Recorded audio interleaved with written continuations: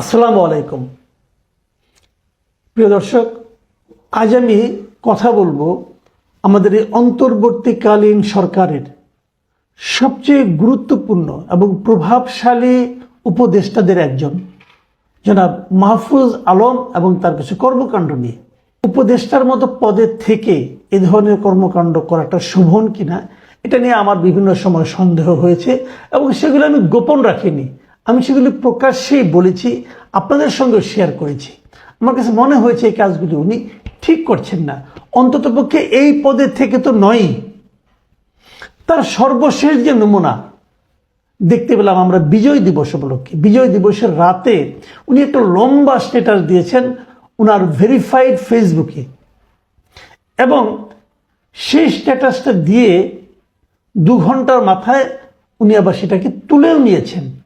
এখন আপনি হয়তো বলবেন যে ফেসবুক স্ট্যাটাস উনি তুলে নিয়েছেন সেটা নিয়ে আমি আলোচনা করছি কেন? হ্যাঁ, আলোচনা আমি করছি। দেখুন, যে ফেসবুক স্ট্যাটাস উনি তুলে নিয়েছেন সেটা আমার কাছে তাহলে এলো কি করে? এসেছে এই কারণে যে এটা নিয়ে এরই মধ্যে চারিদিকে তোলপাড় পড়ে গেছে। কেবল দেশে নয়, বিদেশেও পড়ে গেছে। আমার বিদেশ থেকে বেশ কয়েকজন বন্ধু আমাকে সেই স্ট্যাটাসটার স্ক্রিনশট পাঠিয়েছে এবং বলেছে, ওনাদের বক্তব্যটা এরকম যে এই লোকটা কি উন্মাদ? এই ধরনের একটা লোক কি করে সরকারের সঙ্গে থাকে? সরকারের নীতি নির্ধারণী পর্যায়ে এই ধরনের একটা লোক কি করে থাকে? এই প্রশ্নটা ওনারা করেছেন। কেন তারা এই ধরনের কথা বললেন আমি আপনাদেরকে একটু একটু দেখাতে চাই। বেশ বড় স্ট্যাটাস। সেই স্ট্যাটাসে উনি যেটা বলতে চেয়েছেন মূলত সে কথাটা হলো যে উনি একটা অখণ্ড বাংলার স্বপ্ন দেখছেন। এটা উনি দেখছেন না, উনি বলছেন যে এটাই আসলে বাংলা ছিল, এটাই ছিল, কিন্তু নানা রকম রাজনীতির কারণে, ভারতের রাজনীতি, পাকিস্তানের রাজনীতি, ব্রিটিশ রাজনীতির কারণে সেটা ভেঙে গেছে এবং সেটা এক সমান হয়নি, একরকম হয়নি, প্রত্যাশার মতো হয়নি, এবং না হওয়ার কারণে আজকে বাংলাটা এরকম খণ্ড বিখণ্ড। এটাকে উনি কি বলেছেন ওনার ভাষায়, বরং আমি আপনাদের টুকটাক একটু একটু করে পড়ে শোনাই। এবং সেই স্ট্যাটাসে যে স্ক্রিনশটগুলো এখন তো মানুষের হাতে হাতে ঘুরছে, সেই স্ক্রিনশট আমার কাছে এসেছে, আমি সেখান থেকে কিছু দেখাচ্ছি আপনাদেরকে। উনি যে জায়গাগুলো লিখেছেন সেটা হলো যে বিজয় এসেছে, বিজয় আসছে আমাদের, তবে সামগ্রিক নয় মুক্তি, সামগ্রিক নয়, মুক্তি এখনো বহুত দূর। মানে উনি বহুত দূরের মুক্তিটা দিকে যেতে চাচ্ছেন। আচ্ছা, উনি কি লিখেছেন শুনেন। হিমালয় থেকে বঙ্গোপসাগর পর্যন্ত এ অঞ্চলে সভ্যতা ও সংস্কৃতির যে গড়ন তা আদতে উত্তর ভারতের চাইতে আলাদা। মুসলিম হিন্দু নির্বিশেষে যে সে সভ্যতা ও সংস্কৃতির পূর্ণ বিকাশ ও হিমালয় থেকে বঙ্গোপসাগর পর্যন্ত জনপদ পুনরুদ্ধার ব্যতীত পোকায় খাওয়া পূর্ব পাকিস্তান হয়ে বাংলাদেশ দিয়ে আমরা মুক্তিকে ছুঁতে পারবো না। তার মানে হলো যে হিমালয় থেকে বঙ্গোপসাগর পর্যন্ত যে জনপদটা আছে এই জনপদটাকে পুনরুদ্ধার করতে হবে, করে একটা দেশ বানাতে হবে। এর সঙ্গে উনি সেই মানে কল্পিত যে একটা ম্যাপ ওটা উনি দিয়েছেন, ওটা অবশ্য ওনার ম্যাপ না, এটা পাকিস্তান আন্দোলনের সময় যখন পাকিস্তান আন্দোলন হচ্ছিল, পাকিস্তান ভারত যখন আন্দোলন 47-এর ঘটনা 1947-এর দিকে, তখন কিন্তু এই ম্যাপটা আমাদের এই দেশে অনেকে দিয়েছে। মৌলানা ভাসানী, যোগেন মন্ডল, আবুল হাসিম, সোহরাওয়ার্দী এবং বঙ্গবন্ধু শেখ মুজিব, তাজউদ্দিন, এরাও এর সঙ্গে ছিল। তারা এই মানে এইভাবে এই ম্যাপটা বিতরণ করছে সবার মাধ্যমে যে এটাই হবে বাংলাদেশের চেহারা। এবং সেই চেহারার মধ্যে কি আছে আমি আপনাদের ম্যাপটা দেখাচ্ছি, আপনারা ম্যাপটা দেখুন। সেই চেহারার মধ্যে আমাদের আজকে বাংলাদেশ আছে, ওদিক দিয়ে মুর্শিদাবাদ, অত কলিকাতা, এইগুলি জলপাইগুড়ি এগুলো আছে, এবং ইন্ডিয়ার যে 7 সিস্টার বলতে যেটাকে বোঝানো হয়, আসাম, ত্রিপুরা, মেঘালয়, হ্যাঁ, এই পুরো এলাকাটা, মণিপুর, এই পুরো এলাকাটা এর সঙ্গে যুক্ত হয়ে পুরো একটা ম্যাপ। এখন এই ম্যাপ কিন্তু কেবল কল্পনায়, মানে এই ম্যাপের রাজনৈতিক এই চেহারা কখনোই ছিল না।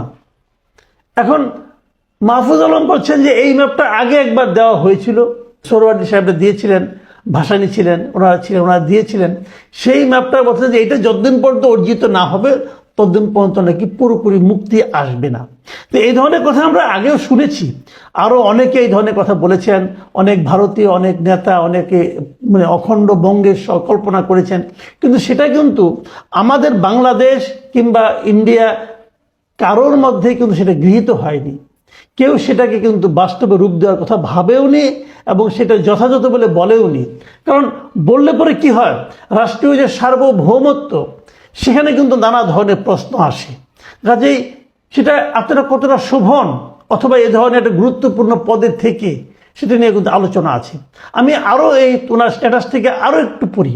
উনি বলেছেন, এ রাষ্ট্রের জন্মদাগ তথা ভারত নির্ভরতা ও ভারতের আধিপত্য মুক্ত রাখতে ৭৫ আর ২৪ ঘটাতে হয়েছে।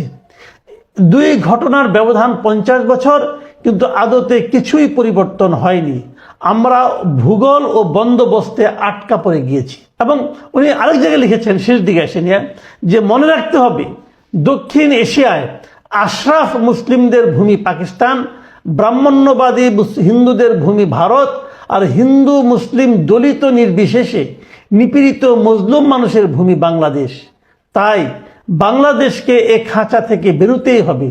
দক্ষিণ এশিয়া নয়, পুরো গ্লোবাল সাউথ বাংলাদেশের নেতৃত্ব অনুসরণ করবে।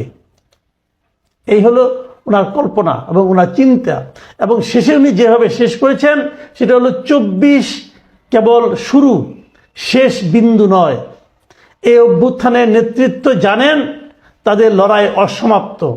এই লড়াই শেষ করতে তারা এখনো জীবন দিতে প্রস্তুত, যাবেও হয়তো তাদের জীবন। মানে উনি বলতে যাচ্ছেন যারা ওনারা নেতৃত্ব দিয়েছেন, সেই নেতৃত্ব যারা আছেন তারা জানেন যে আন্দোলনের শুরু মাত্র, এটা শেষ হইতে আরো অনেক দূর যেতে হবে। মানে ওই অখণ্ড বঙ্গ তৈরি করতে অনেক প্রাণ যাবে, ওদিকে যেতে হবে। এই ধরনের কথা দেখেন, আমি আগেও বললাম যে এগুলো অনেকেই করতে পারে, অনেকে বলতে পারে, চিন্তা করতে পারে, আলোচনা করতে পারে, পড়ার টেবিলে, আলোচনার টেবিলে করতে পারে, লিখতেও পারে, কোনো সমস্যা নাই। কিন্তু সেটা রাষ্ট্রীয়ভাবে এই আলোচনাকে এন্ডোর্স করা, রাষ্ট্রীয়ভাবে এই আলোচনাকে সমর্থন দেওয়া, এটা কি সম্ভব? এটাই সম্ভব নয়। কেউ করবেন, তাহলে আপনি যখন করবেন, আপনি যেটাকে নিয়ে আপনার অংশ হিসেবে বিবেচনা করবেন, সেটা তো আরেকটা রাষ্ট্র, সেটা তো একটা ভিন্ন রাষ্ট্র, এটা তো আপনি করতে পারেন না।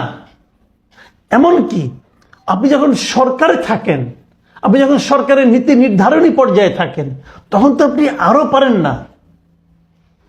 এটা তো হয় না জানা মাহফুজ আলম, আপনার মাথায় কি এতটুকু সেন্স কাজ করে না? আপনাকে অনেকে সক্রেটিস থেকে বলে শুনেছি আমি। আপনি যদি সক্রেটিসকে এই ধরনের এলোমেলো কথা বলে, যেহেতু আপনাকে নাম হয়ে গেছে সক্রেটিস, থাকেন না ওভাবেই, কথাবার্তা একটু কম বলেন। কি কাজ করেন না করেন সেগুলো তো দেখতেছি, একটু কথাটা কম বলেন, মুখটাকে একটু লাগাম দেন।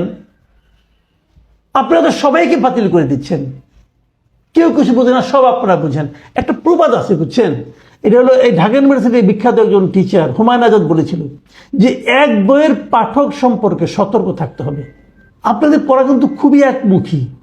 আমি যতটুকু বুঝি, আমার যতটুকু উপলব্ধ, আমি খুব একটা মেধাবী ছাত্রও নই, খুব বেশি পড়াশোনাও করিনি, কিন্তু যতটুকু পড়েছি ভাই, আপনাদের জ্ঞান, আপনাদের কথাবার্তা আমাকে খুবই একমুখী মনে হয়। আপনারা এক বইয়ের পাঠক বলে আমার ধারণা।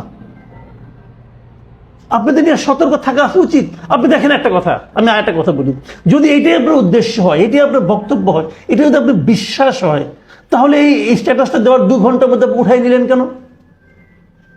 এই কারণে নিয়েছেন আপনাকে কেউ না কেউ বুঝিয়েছে, অথবা আপনি নিজে উপলব্ধি করতে পেরেছেন এটা দেওয়া ঠিক হয়নি। তো ঠিক নাও হতে পারে, এটা উঠে নেওয়াটা আমি খারাপ মনে করি না। হতেও পারে এরকম যে আমি একটা কিছু বললাম, কিছুক্ষণ পরে আমার কাছে মনে হলো না, আমি একটা পাল্টা যুক্তি পেলাম, মনে হলো রাখা ঠিক না, অথবা আমি উঠিয়ে দিলাম, এটা হতে পারে। কিন্তু আপনি তো সরকারে আছেন, আপনি তো সরকারের একটা দায়িত্বে আছেন, আপনি তো সরকারের নীতি নির্ধারণ করেন, তো আপনি কি আপনার নীতিগুলিকে বারবার চেঞ্জ করবেন? যে নাকি এরকম একটা বড় বিষয়, যে বিষয়টা নাকি আমাদের আন্তর্জাতিক অঙ্গনে, আমাদের রাষ্ট্রীয় পর্যায়ে সংঘাত তৈরি করার মতো অবস্থায় নিয়ে যেতে পারে রাষ্ট্রকে, সেই ধরনের বক্তব্য আপনি হুট করে দিয়ে দিচ্ছেন, আবার তুলে নিচ্ছেন। ভাই, এটা তো ছেলে খেলা না, এটা তো পুতুল খেলা না। পুতুল খেলার যোগ্যতা নিয়ে রাষ্ট্র চালাতে গেছেন, এত সহজ না দুনিয়াটা। এই ধরনের কথা আপনি পাঠচক্রে বলতে পারেন, এমনকি পল্টনের মাঠেও বলতে পারেন, কিন্তু সরকারের একজন উপদেষ্টা তার ভেরিফাইড ফেসবুকে এই ধরনের মন্তব্য করবে এবং তারপর আশা করবে যে এটাকে ইস্যু করে আমাদের প্রতিবেশী রাষ্ট্র কেউ আমাদের এখানে নাক গলানোর সুযোগ নেবে না, এটা আপনি ভাববেন কিভাবে? শুনেন, একটা কথা বলি, মাঝে মাঝে বলি যে স্বৈরাচারের পতন ঘটানো এবং নতুন একটা দেশ গড়ে তোলা এক জিনিস না। ভবন ভাঙে না, ভবন ভাঙতে দেখেন, ভবন ভাঙার জন্য এক ধরনের শ্রমিক লাগে। ভবন ভাঙাটাও কিন্তু বড় কাজ, কিন্তু ভবন যে ভাঙে সেই শ্রমিক কিন্তু আরেকটা ভবন গড়তে পারে না, গড়ার জন্য আর্কিটেক্ট লাগে। তো আপনারা একটা সরকার নামিয়ে দিয়েছেন মানে এই না, তো আপনারা নামান নেই, কিন্তু অন্য সবাই নামিয়েছে, আপনারা সেটা সামনে ছিলেন কেবল ওই সময়ের প্রয়োজনে। ওই সময়টা আপনাদের সামনে নিয়ে এসেছিল, অন্য কোনো কিছু না, অন্য কোনো কিছু না। 15 বছর চলতে থাকে আন্দোলন, 15 বছর চলতে থাকে মানুষের মনে ক্ষোভ, মানুষের পুঞ্জীভূত যে বিদ্রোহ, ক্রোধ, সেটার যখন চূড়ান্ত পর্যায়ে উঠেছে তখন সময়ের কারণে আপনারা সামনে চলে এসেছিলেন। এখন এই আন্দোলনের পুরা কৃতিত্ব নিজেদের কাছে নেওয়ার চেষ্টা করেন না, আপনারা সেই পর্যায়ের লোকজন না, এর মধ্যে আপনারা হারে হারে প্রমাণ করে দিয়েছেন।